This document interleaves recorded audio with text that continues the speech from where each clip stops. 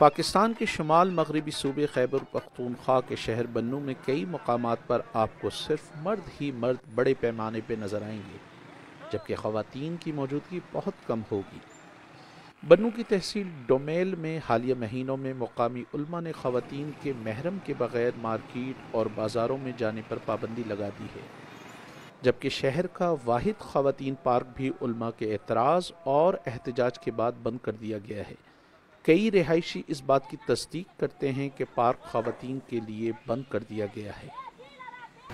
تو یہ family park کے حوالے سے یہاں بنوں کے عوام اور بنوں کے مذہبی جو طبقہ ہے انہوں نے ایک تحریک چلائی اور فیملی پارک کے حوالے سے کہ یہ بند ہونا چاہیے، تو اس کامیاب تحریک کے بعد جو ہے یہ فیملی پارک بند کر دیا تھا۔ جی، اس علاقے میں مذہبی علماء کا بہت اثر و رسوخ ہے، جبکہ لوگوں کا رجحان بھی انتہائی مذہبی ہے اور وہ مذہب کی قدامت پسند تشریح پر یقین رکھتے ہیں، جس کے مطابق عورتوں کی آزادی بہت محدود ہے۔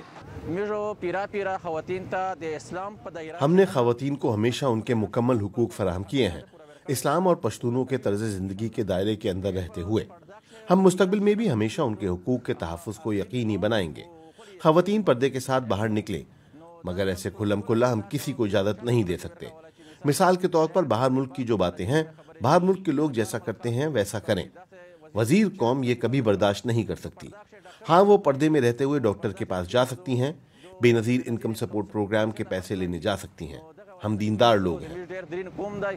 پشاور سے تعلق رکھنے والی صحافی اور حقوق نسواں کی کارکن فرزانہ علی کا کہنا ہے کہ اس طرح کی پابندیاں خیبر پختونخوا کے کئی علاقوں میں لگائی جا رہی ہیں۔ جب پارکس میں جاتی تھی خواتین یا بچیاں، ان کے لیے ہی مختص تھا خواتین کے لیے، تو وہاں پہ باہر اوباش نوجوان آ کے کھڑے ہو جاتے تھے سڑک کے اوپر اور ان کو چھیڑتے تھے۔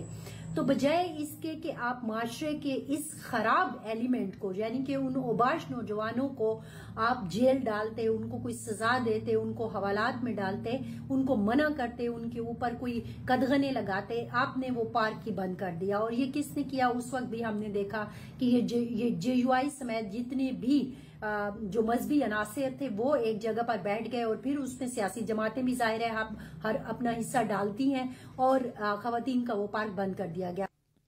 بنوں سے تعلق رکھنے والی نادیہ خان، جو اب پشاور میں مقیم ہیں، کہتی ہیں کہ ان کے علاقے میں خواتین پر پابندیاں لگائی جا رہی ہیں اور خواتین کے حقوق کے لیے جو آواز اٹھا رہے ہیں انہیں دبایا جا رہا ہے۔ مزید بھی اگر آگے دیکھیں تو لکی مروت میں بھی خواتین کو جو ہے تو بازار میں جانے سے منع کر دیا گیا ہے۔ ضلع لکی مروت میں میوزک پر بھی بین لگا دیا گیا ہے اور مختلف طرح کے خطوط اور لیٹر جو ہیں تو وہ سرکولیٹ کرتے ہیں۔ کوہستان سے بھی آپ اگر دیکھ لیں تو وہاں پہ بھی این جی اوز سے تعلق رکھنے والی خواتین جو ہیں تو وہ نشانے پہ ہیں۔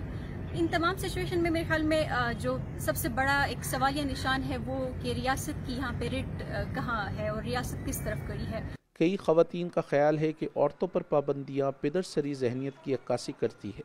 بنوں سے تعلق رکھنے والی جنرل کونسلر نادیہ اسرار کا کہنا ہے کہ ہمارے معاشرے میں عورت کو بہت حقیر سمجھا جاتا ہے۔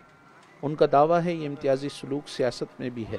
آغا دیتا کہ سرنگ امینا محبات ملاوے جی ایغن آباد چشللا پا پولیٹکس شاچی سیمرا مینا محبات سڑیونے تا ملاوے جی ٹکٹینا ویرکے جی فانڈینا ویرکے جی ریزرو ٹکٹینا دیتا پا آغا بندے ویرکے جی کہ داغ مشتر اتحادو کو داغ دیمرا ووٹ بینک تا پا بندے ویرکے جی زوین چی بے دا فیمیل تو سے اسمبلی تا گاڑے کڑیے ویلے دی داغا پا تو سے پا دا غشب آسب سشی دے پورا میکشن آولی دے شو پیسینا وز آزی کا ماڈل تا جوڑے شی آزی کا دا فینسی ڈریس شو کوي آزی کا دا چہرے دا سے اشتہارینا کوي دے کمپنی اول سرا۔